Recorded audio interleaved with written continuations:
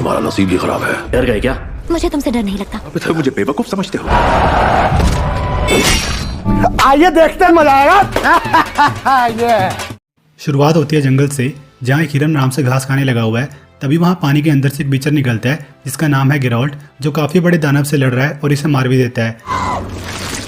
इसके बाद ये ब्लेविकिन शहर के बारे में जाके ऑल्डरमैन नाम के बंदे का पता पूछता है, पर वहाँ कुछ बंदे इसे देख के खुश नहीं होते और इसके साथ लफड़ा करते हैं कि भाग जाए यहाँ से।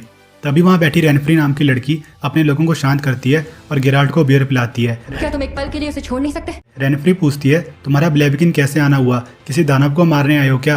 अब एक छोटी लड़की मरिल्का वीचर को आके बोलती है कि मुझे किकीमोरा दानव चाहिए, बताओ कितने पैसे लोगे? ये लड़की ऑल्डरमैन की बेटी है जिसे वीचर ढूंढ रहा है। लड़की बोलती है, मेरे पिता ये दानव नहीं लेंगे, पर हमारे यहाँ एक जादूगर इरियन है, शायद वो तुम्हें इसके कुछ पैसे दे दे। मरिल्का गेराल्ट को जादूगर के ठिकाने पर ले जाती है।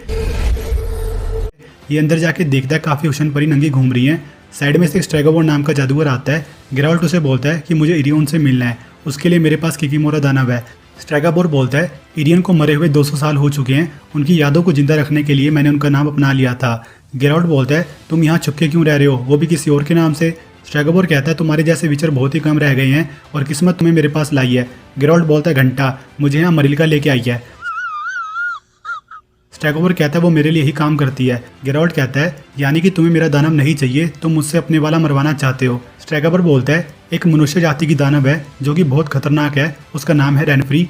इसके बाद दिखाया जाता है एक छोटी लड़की को कुछ लोग घोड़े पर लेने आते हैं क्योंकि ये सिंट्रा की राजकुमारी सिरिला है। आपको हमारे साथ चलना होगा। ऑल्डरमैन गेराल्ट को बताता है कि क्या तुमने काले सूरज के अभिशाप के बारे में सुना है? 1200 साल में पहला पूरा ग्रहण, जो कि लिलिट की वापसी का संदेश है। ये रात की पिशाच देवी है जिसे मनुष्य जाति के विनाश के लिए भेजा गया है और ज्ञानी एल्टर बोल्ट के मुताबिक 60 औरतें सुनहरा मुकुट पहनकर नदी को खून से भर के लिलिट की वापसी के लिए रास्ता बनाएंगी। गेराल्ट बोलता है, मुझे नहीं लगता ये भविष्यवाणी सच है। नहीं देख, मैं नहीं कर सकता। ऑल्डरमैन कहता है, मैंने काले सूरज के दौरान पैदा हुई सारी बच्चियों पर रिसर्च किया है। उनके शरीर में काफ़ी भयानक विकृतियां देखने को मिली थी। मैंने उनका इलाज करने की कोशिश की और उन्हें सुरक्षित रखने के लिए मीनार में बंद कर दिया, पर वो हर बार मर गई। इनको खत्म करने में कोई बुराई नहीं थी, वरना ये पूरे राज्य को तबाह कर देती। अगर तुम फाल्का के विद्रोह के टाइम में होते तो तुम्हें यकीन होता। गेराल्ट बोलता है, हाँ मैं जानता हूँ, सारी बेकसूर औरतें मारी गई थी और ये रेनफ्री शायद उन्हीं में से बच गई होगी जो आपके पीछे लगी है। ऑल्डरमैन बोलता है, ये क्राइडन के राजा फ्रेडा फॉक की बेटी है, मैंने ही उसका जन्म करवाया था। वो दोपहर के काले सूरज की रात में पैदा हुई थी। गेराल्ट बोलता है, तो मतलब तुम कहना चाहते हो कि वो श्रापित है? स्ट्रैगोबोर बोलता है, तुम मुझे बेवकूफ़ समझ रहे हो, मैंने उसकी जांच की थी, वो बुरी तरह से शराब से प्रभावित थी। उसकी सौतेली माँ एरिडिया ने बताया था कि रेनफ्री ने चिड़िया को मार डाला, फिर 2 पिल्लों का गला दबा दिया और अपनी दासी की आंख में कंघी घुसेड़ के मार दिया। अच्छा, रणविजय की तरह। इसके बाद राजकुमारी रेनफ्री 2 साल के लिए गायब हो गई। जब वो वापस आई तो रास्ते में व्यापारियों के साथ लूटपाट करने लग गई। वो तलवारबाजी में इतनी माहिर है, उसको कोई मनुष्य मुकाबला नहीं कर सकता। गेराल्ट बोलता है, पर आप तो जादूगर हैं, आप खुद उसे मार दीजिए।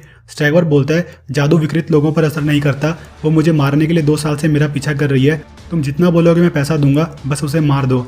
गेराल्ट बोलता है, मैं बस दानवों को मारता हूँ। स्ट्रैगोबोर बोलता है, वो भी दानव ही है, उसके पास पूरी इंसानियत को खत्म करने की ताकत है। गेराल्ट कहता है कि मैं ऐसी किसी शक्ति को नहीं मानता।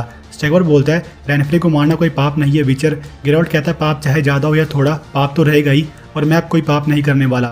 सिरिला दिखाई जाती है जो राजा ईस्ट और रानी क्लांथे के साथ बैठ के महल में शो देख रही है। ईस्ट और क्लांथे सिरिला के नाना और नानी है।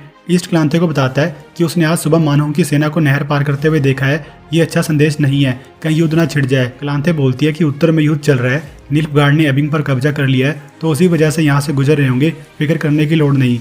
ईस्ट बोलता है, निल्फगार्ड की सेना एमएल को पार कर चुकी है, तो क्लांथे कहती है, अगर वो समझदार हैं सोडन की तरफ निकल जाएंगे, अगर यहाँ आए तो हमारी सेना युद्ध के लिए तैयार है। ईस्ट बोलता है, अगर हमें उनसे लड़ना पड़ा तो उसके बाद सिरिला को यहाँ राज करना होगा, तो उसे इन बातों को समझने देते हैं। क्लांथे बोलती है, हम पर कोई अटैक नहीं होगा, हम नहीं हारेंगे, और सिरिला अभी छोटी बच्ची है।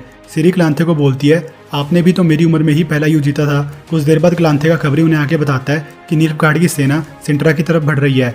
राजा और रानी टेंशन में आ जाते हैं। ईस्ट बोलता है कि इस बारे में सिरी को बता देना चाहिए। क्लांथे कहती है, उसे आज रात एंजॉय करने दो, उसके लिए शायद आखिरी मौका हो। गेराल्ट जंगल से निकल रहा होता है, जहाँ पीछे रेनफ्री आके इससे स्ट्रैगोबोर का पता पूछती है। गेराल्ट बोलता है, मैं अच्छे से जानता हूँ तुम क्या चीज़ हो। रेनफ्री बताती है, कुछ साल पहले स्ट्रैगोबोर के आदमी ने मुझे मारने के लिए जंगल में मेरा पीछा किया और फिर मेरे साथ रेप किया, जिसके बाद मैं रानी नहीं रही, तो जीने के लिए मुझे लूटपाट करनी पड़ी। अब मैं लिलिट की शक्तियों की मदद से जो भी मेरे बीच में आएगा सबको खत्म कर दूंगी। रेनफ्री गेराल्ट को स्ट्रैगोबोर की जान लेने के लिए कहती है, पर गेराल्ट पाप नहीं करना चाहता। रेनफ्री बोलती है, मैं जानती हूँ कि मैं ग्रहण में पैदा हुई थी, पर मैं कोई दानव नहीं हूँ। और क्या अपना बदला लेने की भावना रखने से इंसान दानव बन जाता है? गिराल्ड बोलता है हाँ, इससे अच्छा तुम ब्लेविकिन को छोड़ दो और शांति से अपनी जिंदगी जियो। ईस्ट और क्लांथे भी नीलफगार्ड से युद्ध के लिए मैदान में आ जाते हैं, पर नीलफगार्ड की सेना बहुत बड़ी है जिसे देखकर ये थोड़ा सा हिल जाते हैं। सिरी को महल में जादूगर मुसैक के पास छोड़ दिया गया है, जहाँ ये बोलते हैं कि 2 दिन हो चुके हैं, मैं यहाँ क्या कर रही हूँ, मेरी नानी ठीक होगी भी या नहीं। मुसैक बोलता है अब हमें तुम्हारी रक्षा करनी है, तुम उनका खून हो, सब तुम्हें संभालना होगा। युद्ध में दिखाया जाता है कि सिंड्रा वाले हारने लगे हैं और इसी दौरान राजा ईस्ट की मौत हो जाती है। रानी क्लांथे जख्मी हालत में वापस महल में जाकर सिरी से मिलती है और उसे बता देती है कि ईस्ट मर चुके हैं, मेरा भी टाइम आ लिया, नीलफगार्ड वाले शहर में घुस चुके हैं और यहाँ पहुँचने वाले होंगे, अब तुम्हें सिंड्रा पर राज करना होगा। सिरी बोलती है नहीं, मैं इतनी बहादुर नहीं हूँ। रानी बोलती है अब तुम जाओ, मुझे थोड़ा आराम करने दो।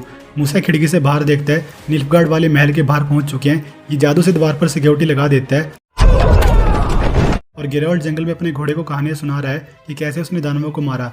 ये सभी बातें रेनफ्री भी सुन रही होती है कि गिराल्ड के पास आके बोलती है मैंने तुम्हारी बात मान ली है, मैं कल ब्लेविकिन को छोड़ दूंगी। इसके बाद ये गिराल्ड को अपने बचपन की कहानी सुनाती है। थोड़ा इमोशनल माहौल बन जाता है और दोनों के बीच पप्पी छप्पी शुरू।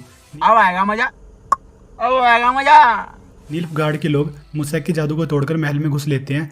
मुसैक रानी को जाके बता देता है कि मैं जादू से उन्हें रोक नहीं पाया। रानी मुसैक को बोलती है कि अब समय आ चुका है, तहखाने से उसे ले आओ। सिरी को कुछ समझ नहीं आता कि क्या सीन चल रहा है। मुसैक और डनेक तहखाने से वापस आने के बाद रानी को बोलते हैं कि वो भाग गया। रानी सिरी को थोड़ा और ज्ञान देती है कि नीलफगार्ड के लोग बहुत बेरहम हैं, ये लोगों को कैदी नहीं बनाते बल्कि बुरी तरह से मारकर लाश कुत्तों को खिला देते हैं। तुम सिंट्रा की बहादुर बेटी हो, तुम्हें सब संभालना होगा, बाहर जाकर रिविया के गिराल्ड को ढूंढो, वही तुम्हारी नियति है। सिरी गुस्से में थोड़ा चिल्लाती है पर इसके अंदर काफ़ी पावर्स हैं। क्लांथे मुसैक के साथ सिरी को यहाँ से भागने को कहती है। मुसैक रानी को बोलता है कि आपने वो देखा। रानी बोलती है नीलफगार्ड वाले सिरी के लिए ही यहाँ आए हैं। मुसैक कहता है मैं राजकुमारी को उसकी मंजिल तक पहुँचा दूंगा। ये सिरी को गुप्त रास्ते से ले जाने लगता है और महल के बाकी मेहमान नीलफगार्ड के लोगों से बचने के लिए पहले ही जहर खाकर सुसाइड कर लेते हैं। रानी क्लांथे भी खिड़की खोलकर तबाही को देखती है और ऊपर से कूदकर जान दे देती है। सिरी को पीछे के दरवाजे से बाहर निकाल लिया जाता है पर कुछ सेना के लोग इनके पीछे पड़ जाते हैं।